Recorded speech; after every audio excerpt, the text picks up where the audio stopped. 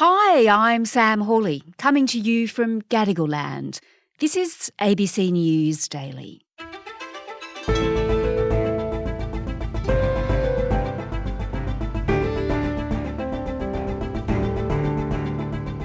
As we take a break this summer, we're looking back at some of our favourite episodes of the year that covered the issues that really mattered to you. Today, the Israel-Gaza war. Since the October 7 terrorist attacks by Hamas on Israel, we've brought you in-depth analysis and explainers about the conflict. After the attacks, Israeli Prime Minister Benjamin Netanyahu was quick to declare war. To help understand his response to the fighting, it's important to look to his past. So because he's a sitting prime minister with a criminal trial underway, he has been putting his personal and political needs first. But first, the world has been watching the Israel-Gaza war very closely. But can we always trust our eyes or ears? As you try to understand the conflict between Israel and Hamas, you'd be forgiven for being confused. There have been claims, counterclaims, misleading and false information. So how do you know what is real and what isn't at a time when social media messaging can be overpowering? We spoke to Kolina Koltai, senior researcher at the investigative journalists group Bellingcat, on how misinformation is spreading in the fog of war and what to do to avoid it. This story originally aired in October. Kolina, I think it's probably best for us to start with the case of the explosion at the hospital in Gaza on October the 17th. Yeah, it'll probably go down as a really wonderful case study of how we just can't know anything right away. The missile hit the hospital not long after dark. A gruesome scene, Gazans searching for pieces of their loved ones. Initially, reports were claiming Israel or IDF was responsible for this explosion or maybe a missile being hit at this hospital. You know, it is hard to see what else this could be other than an Israeli airstrike or several airstrikes. But then later on, we started seeing claims that maybe Hamas was responsible, that it was a missile gone awry, like accidentally hitting it. Both sides in the conflict are blaming each other. The Israeli military says it was not their missile, but a failed rocket launch from Islamic Jihad terrorists. Footage we were trying to collect and archive was really poor because the blast happened at night. So we were looking at some footage that started being shared was actually old footage from 2002 or 2001. It's really difficult to geolocate and verify footage that's at night. And then as the day broke and we got more images and more video, we were able to start trying to put together pieces. But even now today, we have a variety of different claims. I think, depending on who you talk to, people have their own take on it. Mm-hmm. It's a storm of conflicting reports, analysis to completely false and incorrect videos. That's all happening just around this one hospital blast. US intelligence agencies did tell reporters a bit later that they had a high confidence it was not Israel that fired the rocket. I was deeply saddened and outraged by the explosion at the hospital in Gaza yesterday. And based on what I've seen, it appears as though it was done by the other team. The UK intelligence is suggesting the same thing now, isn't it? Yes, those are what the agencies have said. And then I believe, though, if you look at some of the reports that have recently just come out, say from the New York Times, there is sometimes conflicting statements based on even another news organization's analysis. So I think it's really tough because I think we want to be able to trust what a particular government agency says and who is responsible, and oftentimes we do. But when we have so much conflicting reports, it makes it harder. And I know the work that we do and what other open source research investigators try to do is try to come to that conclusion on our own based on what we see that's open and available on the internet. So that's one case, I suppose, where there was confusion in the hours after the explosion occurred. And as you say, there's still conjecture about what actually did happen. What other examples have we seen so far? Well, there's this case of a bombing that was at this church in Gaza. We were able to find that actually that wasn't true. We found that the church's Facebook page actually put out a statement saying they were not bombed. So there was this misinformation claim that the church was bombed. It was not bombed, and in fact, the missiles hit somewhere else.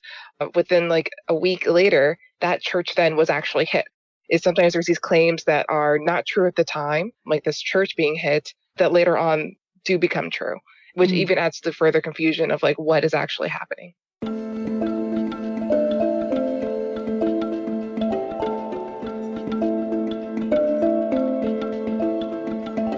And of course, we're living in a world of social media, and fake news can spread quickly and widely, can't it? It can be spread deliberately. Just tell me about some of the examples you've been seeing on social media, on places like Twitter, or X as it's now known, or TikTok.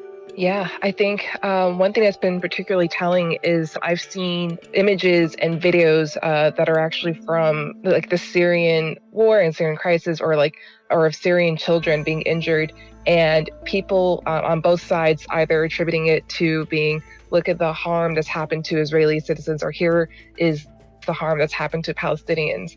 And it is can be a really confusing situation because you see a lot of recycled footage from other conflicts within the Middle East area being reused to push a particular angle or a particular narrative that can affect the way that people think about Palestinians or think about Israelis. It can be damaging in a number of ways. So who's behind spreading these images, and what's the motive of that? It's tough because sometimes it's really clear when there's like one particular like actor or a few like really big name accounts that we could say are pushing a particular narrative. But it's really hard to tell in a case like this because we have, if you look at a platform like X, the way that verification and accounts has drastically changed over the past year. So, we used to add some sort of level of legitimacy or sort of trustworthiness to when an account has a blue check mark, which we can't really do nowadays. Like anyone with $8 can buy a blue check mark and have their content elevated to the platform. When we think about the origins or who's pushing it, sometimes it's people we might recognize, and sometimes they're completely anonymous accounts that we don't know who they are. They don't use a real name, and it makes it tricky for us to figure out, is there a particular cause or particular reason why these accounts, who we don't know owns them, is pushing a particular bit of like misinformation or a particular bit of propaganda in one way or the other.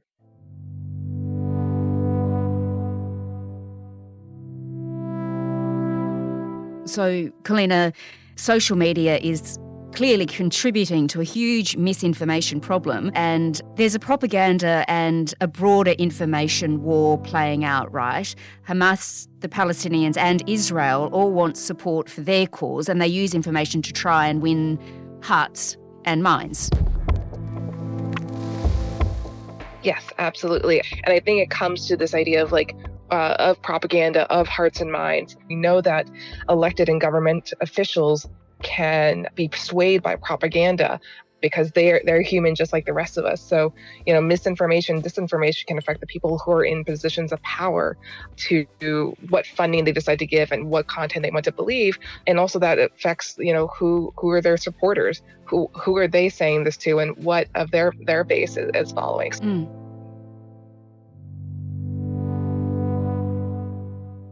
I think, when in times of conflict like this, and to be clear that the conflict between Israel and Palestine and Gaza has been going on, it's not a brand new conflict, but certainly has been inflamed in the past couple weeks. There are really important sort of, I think, repercussions sometimes publicly, depending on which side you take. So taking a stance in this conflict, you've seen reports of people sometimes losing their jobs because of a stance or because of a particular cause that they supported, or maybe even something that they tweeted out or posted on a social media platform. So I think that public opinion is really critical when we think about support of organizations, businesses, governments in a time of conflict like this. Kolina, what's your advice then to people online, either on social media or traditional media for that matter? How can we know what's real? That's a great question. I find that I have to often guide my friends, my family, my loved ones in this, and there isn't really always a perfect answer. The best advice I can give is sometimes to particularly take a breath I find that, for us to find the answers to something, those answers sometimes take a while. There's something called a data void. And so when a conflict or something breaking news happens, there's a lot we don't know. And so we're devoid of that data, that information. And so misinformation and misleading narratives and misleading claims likes to fill that space until we actually know what's going on. And sometimes that takes time. And not only that, I recommend to people to look to different sources, see how is the same event, the same incident being reported on by a variety of different outlets. Because sometimes, maybe one place gets it wrong, but the odds that many places get it wrong decreases. So it's that combination of checking your sources, checking multiple sources, and being okay with sometimes we don't know until later. Kolina Koltai is a senior researcher at Bellingcat, an investigative journalist group.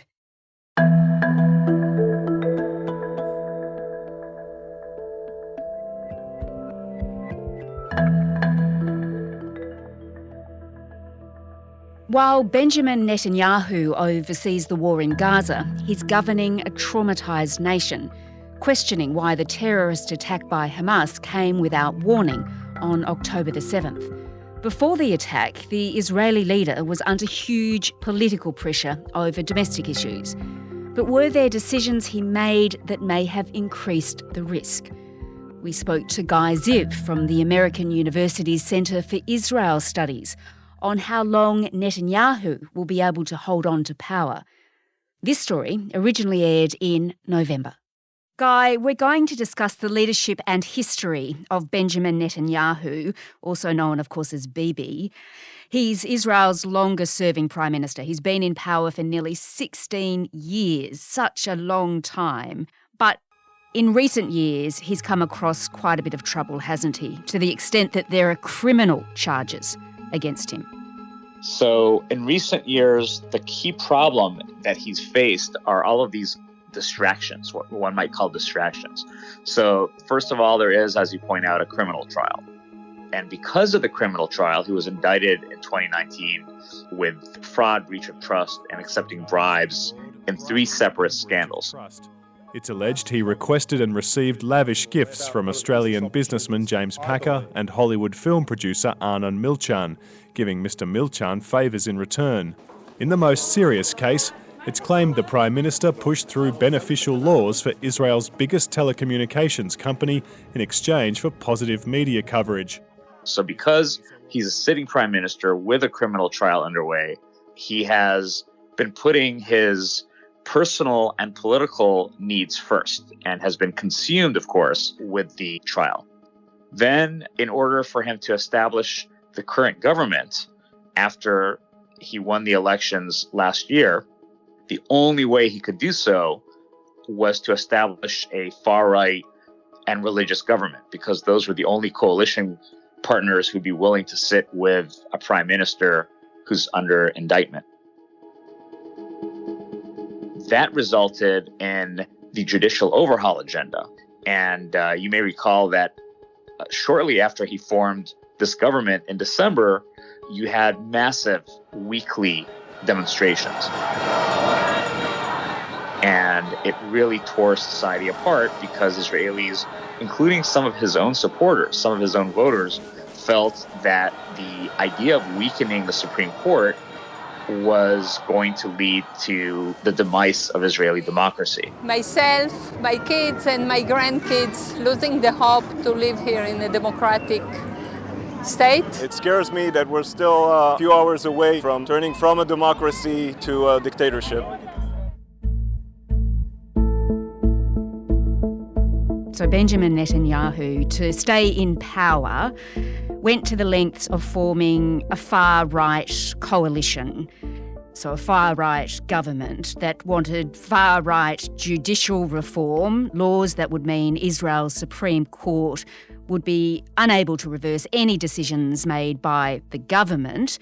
People didn't like that. We saw huge demonstrations across Israel. That's right. That resulted in thousands of reservists from the Israel Defense Forces, from the IDF, including many from elite units of special forces, to announce that they're going to stop their volunteer service as long as his government pursues the judicial overhaul.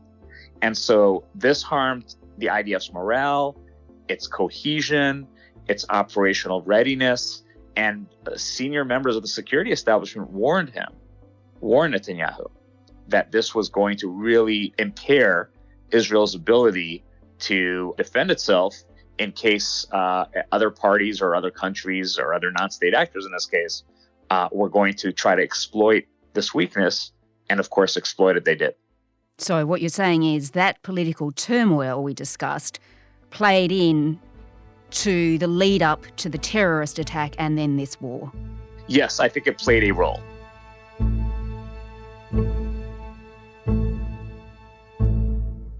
And what does it mean for negotiations for peace, for a two-state solution, that is an independent state of Palestine alongside the state of Israel? Is that something Netanyahu actually wants? Apparently not. Netanyahu did, under heavy international pressure, in particular pressure from then President Barack Obama, in June of 2009, he announced he now supported the two-state solution. In my vision of peace, in this small land of ours, two free peoples live side by side in amity and mutual respect. Each will have its own flag, its own national anthem, and its own government. Neither will threaten the security or survival of the other. These two realities. So this was kind of a very public announcement.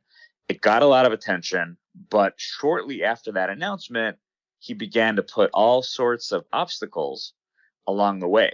And his idea in general has been to manage the conflict rather than trying to resolve it.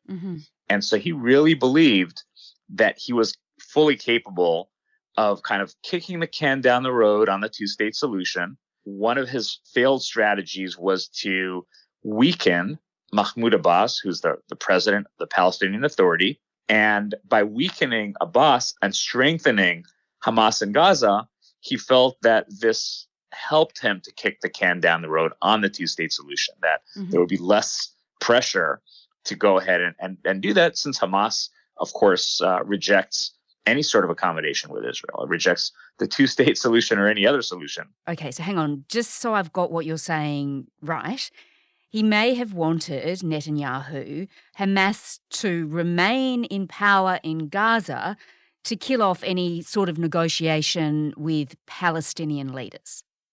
That's right. So he actually tolerated Hamas attacks over the years that traumatized Israelis in the south, and just felt that he could bypass the Palestinian issue altogether by forging normalization agreements with the Arab countries, with the kind of so-called moderate Sunni Arab regimes like the UAE and Bahrain, Morocco, and he was hoping for Saudi Arabia next. And now, of course, he's leading a war. Tell me, what happens when this war ends? How likely is it then that Netanyahu's political career continues, or will it end with the war? I think it'll end with the war. The problem is we don't know when the war will end. We don't know how it will end. We don't know if it's going to spread into a broader regional war.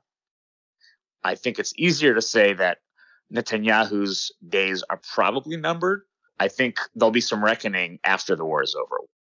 Guy Ziv is an associate professor in the School of International Services at the American University and associate director of the university's Centre for Israel Studies.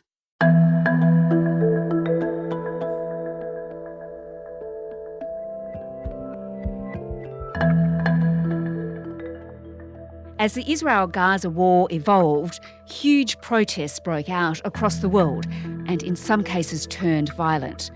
Reports of anti-Semitism and Islamophobia also increased here in Australia.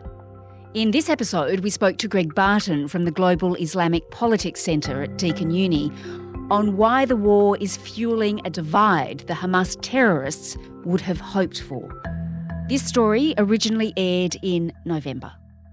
Greg, since the October the 7th terrorist attack, we've seen growing protests on the streets in big cities around the world. Free Palestine! Free Gaza! 300,000 people turned out in London. We've seen huge protests across America, and we've had big protests here too, haven't we? We have. I mean, this is one of those rare moments in history when the whole planet is concerned about something and turning up to say something's got to change. What do we want? Justice! When do we want it? Now! What do we want?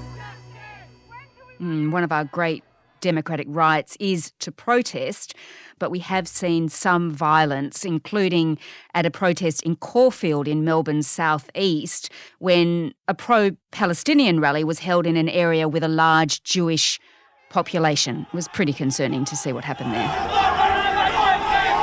That's right, and the protest organisers subsequently said they recognised it was a mistake to organise the protest in that location. It was not wise because they opened themselves up to these opportunistic outsiders coming in and causing trouble, and just for people with really charged emotions doing things which is not helping their cause. It came after a burger restaurant owned by a Palestinian-Australian man was destroyed in a firebombing. Some pro-Israel supporters had turned up there too, although police say there's currently no evidence suggesting the firebombing was politically or racially motivated. We can tell from the situation there that this is a really, really sensitive time. Yeah, we're dealing broadly with two communities who are directly affected by what's happening at the moment, and both have these primordial senses of horrific memories. For Jewish people, whether directly or indirectly connected, there's this collective memory of the Holocaust. For Palestinians, there's a collective memory of the Nakba, of being forced from their homes and the world being destroyed. The Muslim community globally is around 2 billion people, so that's a quarter of the planet. Of course, the Jewish community is much, much smaller, but it's dispersed throughout the world, half living in Israel, the other half living largely in Western democracies, particularly North America and the UK, and a significant community in Australia. And both sets of communities having these memories of horror and a feeling that the history is repeating itself and that something has to be done to stop that repetition of past horror. It's supercharged, and for other people, most people turning up at rallies, there's not that direct connection, but they're seeing through social media and video feeds horrible suffering day on day, week on week, and feeling that this can't go on, it has to stop. All right, well, David Southwick, the MP representing Caulfield, he's really worried about anti-Jewish sentiment. That really did signal to the community that, hey, we're not even safe in our own backyard. And I've got to say at the moment, as a Jew, and I think that I never thought that I would ever say this, that it is really tough to be a Jew at the moment. It's not that common, is it, to see protests of this size, to see emotions run so high? Well, in most respects, we're back to 9/11, back in 2001 after the Al-Qaeda terrorist attacks. And of course, that was horrific. And the global community responded with a sense of outrage at the terrorist acts and the victims in the US. But then as military actions began in Afghanistan, and particularly as we tipped through 2002 into 2003, there was increasing talk of invading Iraq, toppling the regime of Saddam Hussein. For reasons that were never clear at the time, were justified in terms of weapons of mass destruction allegedly present. Some said this was to stop Al-Qaeda having a presence in Iraq. As it turned out, the invasion opened the space for Al-Qaeda, which became ISIS. And we saw massive protests at the time saying, let's not carry out a military operation in Iraq. It makes no sense. It's not helping. Police say it was one of Australia's biggest rallies. So great were the numbers that it took 2 hours after the procession began for those at the back to start moving. That was the biggest sort of spontaneous eruption of protests since perhaps the Vietnam War, and we saw similar protests against what was then seen to be senseless violence and horrible loss of civilian life. So we're back in these sort of, once in several decades moment when people say, this is madness, it can't make any sense. We have to stand up and speak out so that it stops.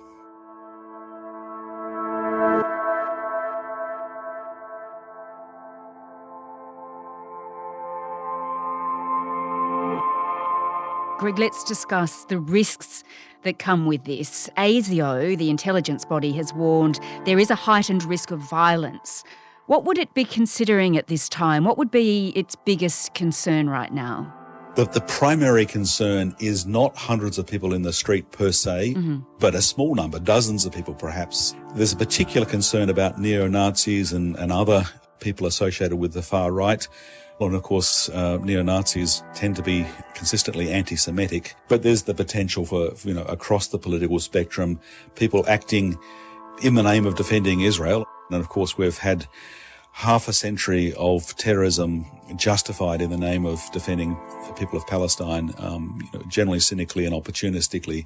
So there's precedence for this, but we are talking about a small number of opportunistic extremists, not genuinely concerned about broad human suffering, Palestinian cause or Israel, but just seeing a chance for mischief.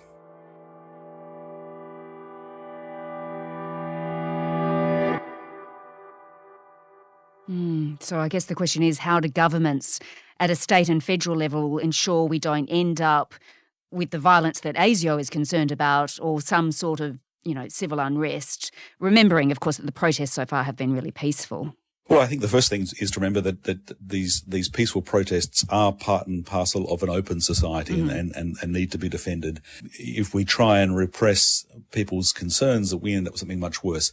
Secondly, and we've seen this with comments from police and agencies, working with protest organisers, it's generally possible to minimise risk and deconflict. I mean, the protest organisers are protesting, by and large, protesting for peace. They don't want trouble, and they don't want their cause discredited. So being wise about working together to try and avoid, at least minimise the space for opportunistic outsiders to come in and cause trouble goes a long way to minimising the risk. Well, ASIO is obviously concerned. But Greg, how worried do you think we should be as this war goes on? Not only, of course, about what we're seeing in this war, but what's happening here, the effect it's having on Australians? I think we need to take this really, really seriously, because the worst case scenarios are truly horrible.